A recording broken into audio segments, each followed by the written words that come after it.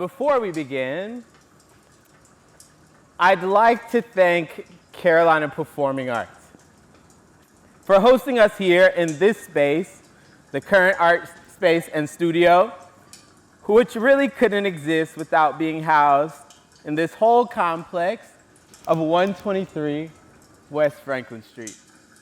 When you learn the layered history of this particular spot of land, and then you contrast that with everything you do not see marked, you do not feel with your body, you do not hear, there's a feeling in the body of a non-presence of history. Everything that you don't feel is in direct contrast with everything that maybe you learn, and then that discrepancy was striking.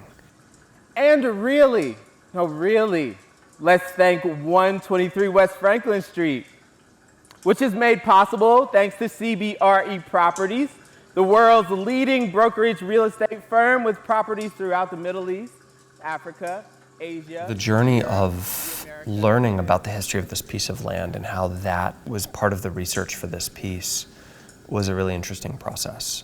It really came about and started to take shape as Tommy started to reach out and bring Gita Kapoor's book, To Drink from the Well, and this history of UNC and the campus in the town of Chapel Hill. All of the research that Gita Kapoor had done in that book and that was present in that book in the first place was in direct contrast with this numbness, this non-markedness of history. To help direct the $120 million development project of luxury apartments here at Carolina Square, where we can all enjoy this socially relevant art that, if it is successful, might indirectly help increase the property values of the land beneath our feet.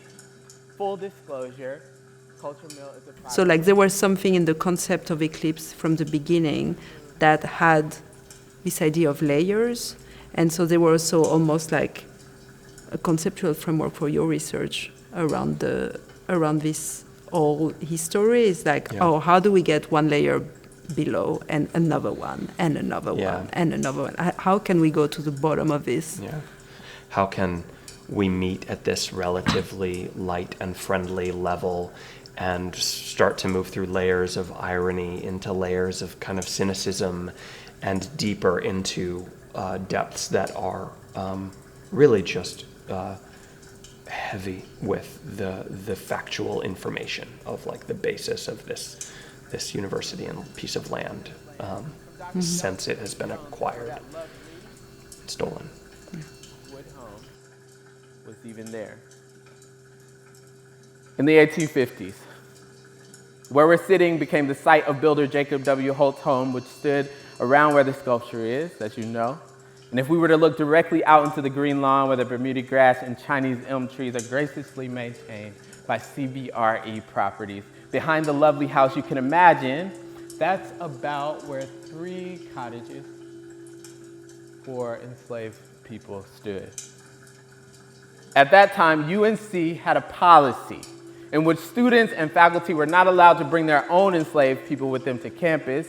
So UNC often rented enslaved people to help with the university work, like repairing foundations or roofing, to shore up fencing, or making bricks.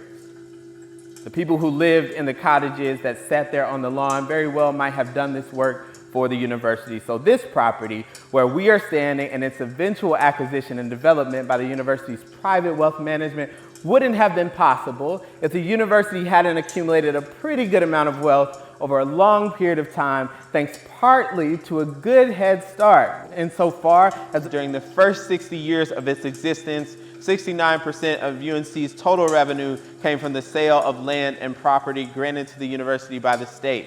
Included in that property was a significant number of enslaved people.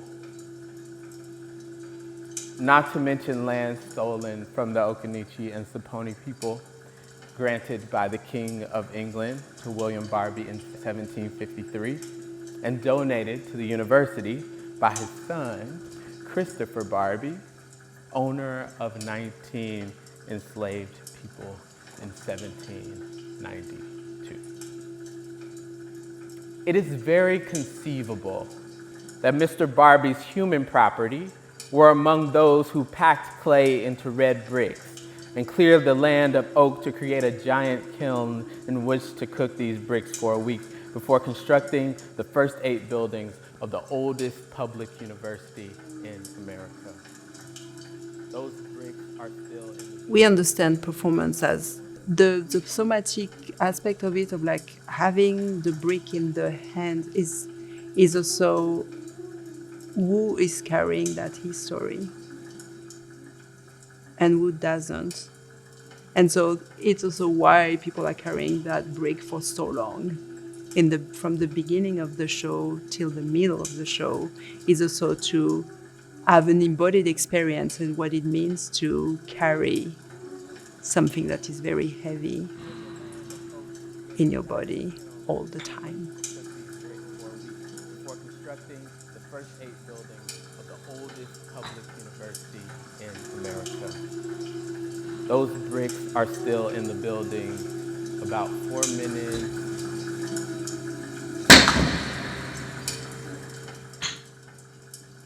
In fact, whenever UNC renovates a building, any historical bricks are always kept and placed back into the structure. They are never discarded. You can touch them.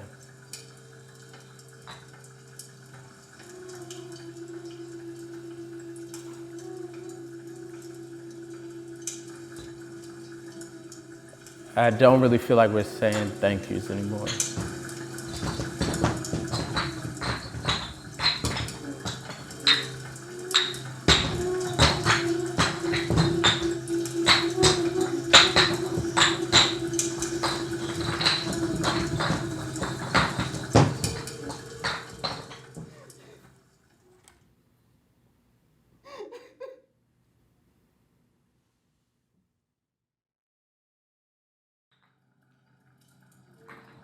It started, like the starting idea was really like considering what a monument is and how how we build it and who is this we that builds a monument. And then through the process of Eclipse, we also realized that before building, we needed to notice, acknowledge. We needed to see what is there, what is left. We needed to grieve what has passed, what has been lost. And so even the idea of memorializing became different. Like, how could we build a monument that will be ever building itself through the gathering of a we in the room? A monument is a marker and a self-representation that is put up by a group of people, most often the people in power at a given place and time. And so this sort of ideal situation of a monument that is truly representative of a whole of people in a place and time felt like a sort of impossible task, like a paradoxical idea. I live in Graham, which still has a Confederate monument just proudly looming over the town right in front of the courthouse. And I've done a lot of just work being out in Graham, out in the streets out there, just trying to point to the obvious ridiculousness of that monument.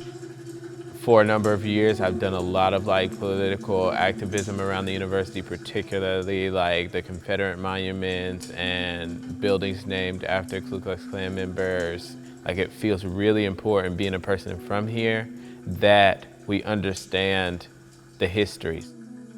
I'm from here, but I didn't know about the history of the monuments here. I knew they were being taken down, that they've been in the news and they've been highlighted, so I was following all of that, but it didn't actually hit home until we came on campus, and I've walked on campus along the bricks, and then learned the history behind the bricks. The first moment that I heard the introduction to the meaning of the bricks was like, oh, whoa.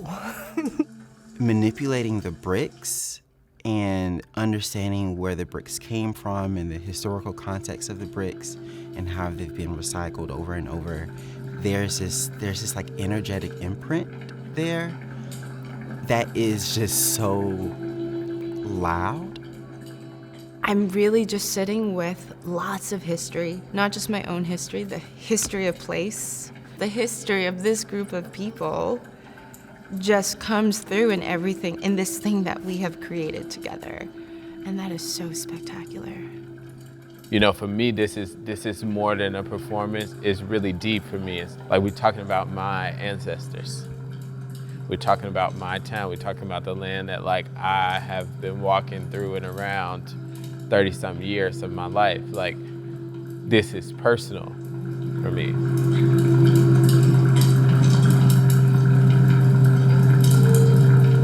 I went deeper and deeper with each rehearsal. The deeper I got, more visions, more stories, more whispers would happen, more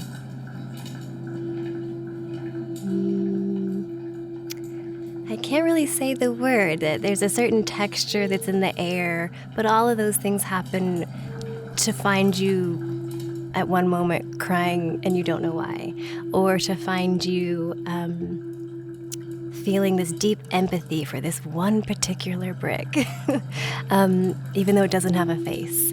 Those types of things, digging in deeper and deeper and deeper. Starting from the monuments and breaking that down as a structure that was made by someone else that's not necessarily for me, then taking that and turning it into my own, where I climb on the bricks and create a new stance that is a powerful stance that feels supported, even though underneath it might still be rocky and it might still be bumpy, but that there's support in that as well. That's a moment. That's a moment where you will see me struggle because of its uneasiness, and that's not just about my feet. That's about me being in this space, but also finding my presence and finding that I can be supportive for others, also with showing my insecurities and also showing my power.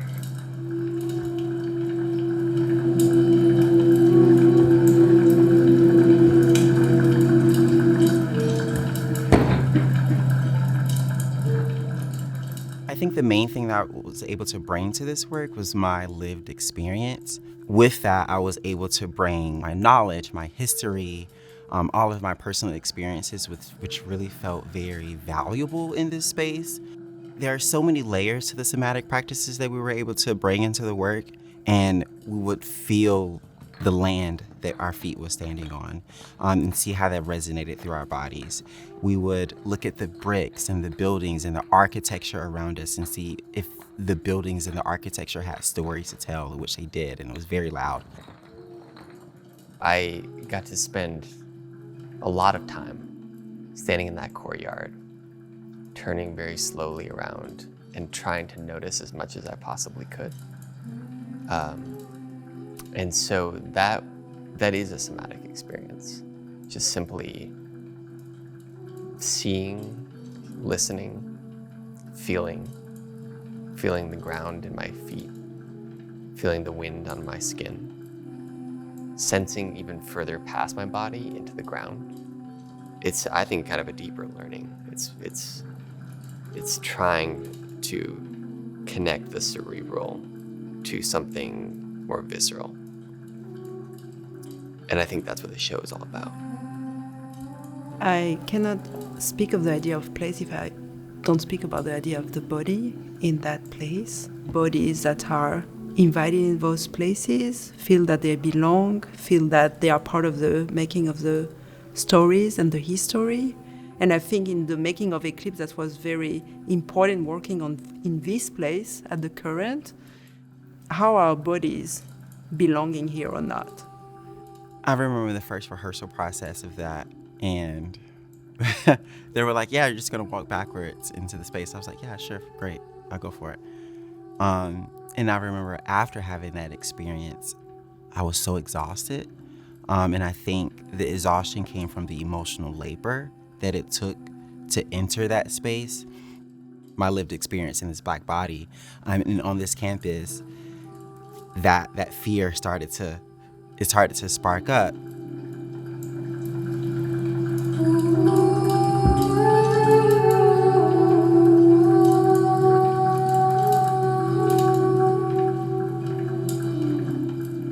We need places for grief to exist. A community of practice is a great place for giving permission for grief to emerge and to be held. Grief can really just bust open the heart and make you completely vulnerable, which makes you completely soften and open. It felt really important to be moving through that vulnerability ourselves with each other. The presence of the circle is foundational to everything that we did for that performance. We're stating that Eclipse is both a performance and a practice, and that we are intertwining embodied practices and restorative practices. It has been important for us to engage in that circle work throughout, and the performance itself is built as a circle. Not only we have a circle on stage, but the way the whole performance proceed from the outside to the lobby, to the performance space, and out again to the space where we started is also a circle. And the idea of the restorative circle is like to invite every voice in. I think what restorative justice brought to Eclipse really evolved over the course of the project and as it developed. I think folks were left with the question. I think a lot of people walked out of this space of Eclipse saying, how do we make it right? And so sometimes it's not necessarily having the answer that's important, but just being able to ask the question. And so I think that's a huge piece of what these practices brought to Eclipse is folks asking the question, how do we make it right? This was a piece that we developed to challenge ourselves and to also challenge an audience. We really want audiences to move through an experience, a process, and really have their own moment to really reflect on what was happening. The audience becomes truly a collaborator. Like every single person in the room becomes a collaborator. Overall, it feels like people had transformative experiences and needed to I need to go sit and think about this, which is the reaction I want. I'm like, go sit, think about it, be with it, and figure out what you're gonna do in your life, to shift your relationship, whether that's researching the space that you live on, finding out more about this space, or maybe it's like you're looking at bricks differently. In the bricks and in your body, you might notice gravity and the gravity of all the bricks, separate and together, whether part of some monument to the past, toppled, or perhaps eclipsed by one not yet built to the future. This sum of bricks, past or future, kept or discarded, a monument impossible to hold, and these bricks around you belong to the earth. What you held in your hands which might look like someone or someone's, is gravity. You are looking far away, to where light and therefore time race from the earth and this place on it, traveling through distance and time. And with each step further from the earth, gravity lessens. Our weight is light. But then something else also happens.